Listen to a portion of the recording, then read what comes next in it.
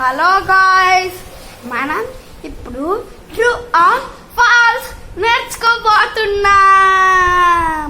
True or false అంటే ఇదియో తెలుసా మీకు?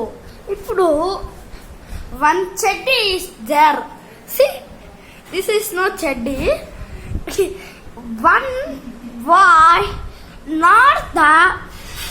This is one a మంచం కదా, చూడండి మంచమే కదా. ఈ మంచం మీదంట చెడ్డీ లేదంట. True or falls?